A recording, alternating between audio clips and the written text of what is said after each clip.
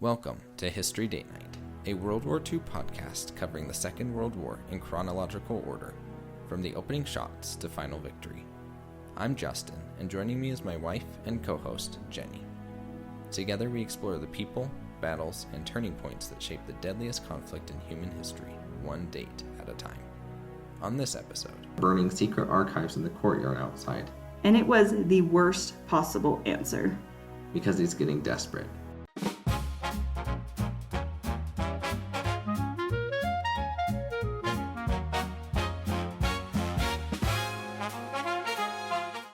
Welcome back to History Date Night. I'm Justin. Last episode, Guderian's panzers tore through the French line at Sedan, while Rotterdam burned, and Churchill gave the speech that everyone still remembers today. This episode, May 16th through the 18th, is short in days but enormous in consequence. The German breakthrough stops being a hole in the French line and becomes something that nobody can stop. Churchill flies to Paris and asks a single question that tells him more clearly than any report could how bad things really are. I'm Jennie. This episode also has a furious confrontation between two German generals that nearly cost Guderian his command at the exact moment he's winning the war for his country. Charles de Gaulle leading the only real French counterattack of the entire campaign. A French prime minister reshuffling his government in a way that will matter enormously in their weeks ahead. And an American spy scandal breaking open inside the London embassy that had access to Churchill's own private correspondence with Roosevelt. Let's get into it. On May 16th, once German panzers broke out of their bridgeheads at Sedan, Guderian turns his panzer corps due west, and the Battle of France enters an entirely new phase.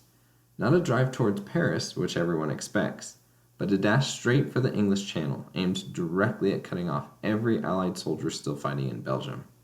His forces cover 40 miles in a single day, reaching the towns of Marl and Dersay.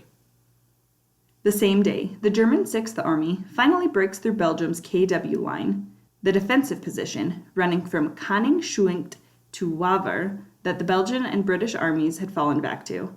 British troops withdraw west of Brussels. The Belgian government evacuates to Ostend, and in the north, Erwin Rommel's 7th Panzer Division races forward to Avesnes, tearing it through the French 1st Armored Division along the way. General Lord Gort, commanding the British Expeditionary Force, finds his own position on the Deal line becoming almost isolated. Corrap's 9th Army is no longer where it's supposed to be. The Belgians have opened a gap on the left, and a North African division of the French 1st Army has crumbled, opening a new 3-mile gap on the right. Gort sends an officer to General Bilot for updated instructions and gets a plan to retire the entire line in stages back to the Escaut River by the 17th. British and French forces are, within a single week, retreating all the way back to the positions they'd held before the invasion even began, while German spearheads are already 60 miles west of Sedan, rolling through open, undefended country. By May 18th, Rommel's division has taken roughly 10,000 British prisoners in the fighting around Avesnes and beyond, along with a substantial haul of enemy tanks, while suffering comparatively light losses of its own. The French start calling it the Ghost Division, because German high command itself, at various points this week, genuinely loses track of exactly where Rommel's tanks are. That same day, the German 18th Army captures Antwerp, and Rommel's division reaches Cambrai, where it briefly halts just to let its own supply lines catch up with how fast it's actually moving. In Paris on May 16th, Winston Churchill flies across the Channel to meet with Reynaud in person, and what he finds when he lands changes his understanding of the crisis completely. Government clerks are burning secret archives in the courtyard outside. The paper ash is literally drifting past the windows while the meeting takes place inside. Churchill asks Commander Gamelin at the meeting a simple, direct question. Where is the strategic reserve? Every army keeps one. And this is a force held back specifically to plug exactly this kind of breakthrough once it happens. Gamelin's answer is a single French word, Aucune. There is none. Churchill later writes that he was staggered. It had genuinely never occurred to him, in 30 years of following French military planning, that a position like this could exist without a reserve army in hand to counter it. There simply isn't one. Everything France has is already committed, already engaged, already being pushed backward. The question that mattered most had one answer, and it was the worst possible answer. Before this meeting, the British War Cabinet had already decided to send 4 additional squadrons of Hurricane fighters to France immediately, a decision that strips Britain's own home air defense down to just 22 modern fighter squadrons, roughly 250 aircraft, plus 9 more squadrons of obsolete types. Air Chief Marshal Dowding had told the cabinet that Britain's own defense requires a minimum of 52 squadrons to be safe. After the same meeting with Reynaud and Gamelin, Churchill personally orders 6 more fighter squadrons sent to France the following day, overriding, in the moment, the exact warning his own Air Chief Marshal had just given him. It's the beginning of a tension that will define the rest of this campaign. How much of Britain's own air defense can be spent trying to save France before there's nothing left to defend Britain itself? That same day, Churchill sends Mussolini in Italy a personal message urging him to keep Italy out of the war entirely, a request that, as we've discussed in previous episodes, is almost certainly not going to be honored for very much longer. And across the Atlantic, President Roosevelt responds to Churchill's telegram from the day before, the one asking for 40 or 50 older American destroyers. Roosevelt's answer is careful, and, from London's perspective, disappointing. Any loan of destroyers requires specific authorization from Congress, and the U.S. fleet will, for the time being, remain concentrated in Hawaiian waters. Roosevelt also goes before Congress himself this same day, requesting an immediate $896 million in defense appropriations and telling the Assembly members plainly, quote, "The developments of the past few weeks have made it clear to all of our citizens that the possibility of attack on vital American zones ought to make it essential that we have the ready ability to meet those attacks." End quote. America is not in this war, but America is watching what's happening in France and drawing its own conclusions about what might be coming. May 17th brings a remarkable command dispute. Remarkable because it happens at the exact moment that the German offensive is succeeding beyond anyone's expectation. At dawn, with his leading troops already on the Oise River, Guderian is confronted by General von Kleist, who arrives by plane in what Guderian later describes as a towering rage. Kleist orders him to halt immediately, citing direct instructions from the Führer, and berates him furiously for having advanced so far beyond his orders without properly securing his flanks. Then, Kleist relieves him of command on the spot, handing it over to his senior divisional commander. Guderian's response is to offer his resignation outright and pass the order down to all his units to stop wherever they currently stand. He then radios a full account of what's happened directly to General von Rundstedt, the Army Group commander. Rundstedt, hearing this, is troubled enough by the dispute that he asks General List, commanding the 12th Army, to go settle it in person. List travels out, examines the actual battlefield situation for himself, reinstates Guderian in his command, and even authorizes him to conduct what's carefully termed strong fighting reconnaissance patrols the following day, so long as Guderian doesn't personally move his own command post forward. Guderian takes that permission and, in practice, treats it as license to keep advancing anyway, simply establishing a rapid succession of forward command posts to stay technically compliant with the letter of his restored orders, while continuing to push west as aggressively as before. Germany's western offensive is achieving results beyond anything its own planners predicted. The officer most responsible for that success is nearly removed from command entirely by his own superiors for winning too hard. On the French side, this same day produces the one real offensive success of the entire campaign so far. Colonel Charles de Gaulle, commanding the French 4th Armored Division with roughly 150 tanks, a mixed force of heavy Charbis and lighter R-35s, launches a counterattack aimed at retaking the strategically important village of Montcornet, a junction point for roads leading to Saint-Quentin, Laon, and Reims. His forces reach Montcornet and, in the fighting, capture roughly 130 prisoners. But the Germans hold the Sere River in strength beyond the town. And de Gaulle's unsupported tanks, with no infantry or artillery backup of their own, can't force a crossing. By evening, harassed relentlessly by German artillery and continuous Stuka dive bomber attacks. De Gaulle's group is forced to withdraw to Laon, though they do bring their prisoners back with them.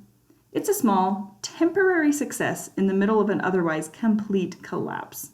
And it's part of why de Gaulle, alone among France's senior commanders, emerges from this campaign with his reputation enhanced rather than damaged. On May 18th in Paris, Prime Minister Reynaud makes some consequential political decisions, and the most of the entire French campaign so far, because he's getting desperate. He recalls Marshal Philippe Pétain, the legendary defender of Verdun from World War I, currently serving as an ambassador to Spain, back to Paris to become vice premier.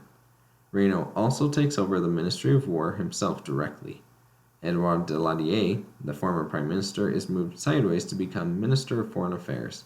And Georges Bandel, another veteran of the previous war, becomes Minister of the Interior, specifically charged with combating what's now being called the Fifth Column, or the fear of enemy sympathizers and saboteurs operating from within. Reynaud also orders General Maxime Weygand, recalled immediately from Syria, to take over command of the French army from Gamelin, the same Gamelin who, only 2 days earlier, answered Churchill's question about the strategic reserve with a single devastating word. Weygand won't assume command until the following evening, but the decision to replace Gamelin is made in the middle of the crisis, at almost the exact moment the crisis most needs stable, continuous leadership rather than a change at the top. It's also worth remembering the name Pétain. He returns to French public life this week as a symbol of French resilience from the last war. What he actually becomes, within weeks, will be something completely different, but that's a story for a future episode. There's a spy scandal breaking open simultaneously in London. Tyler Kent, an American clerk working at the U.S. Embassy in London, is arrested by British authorities alongside someone named Anna Volkov, a Russian national, both accused of espionage. Kent, through his embassy position, has direct access to the private telegraph correspondence between Churchill and Roosevelt. On May 18th, the American ambassador personally waives Kent's diplomatic immunity. The actual arrest follows 2 days later on the 20th.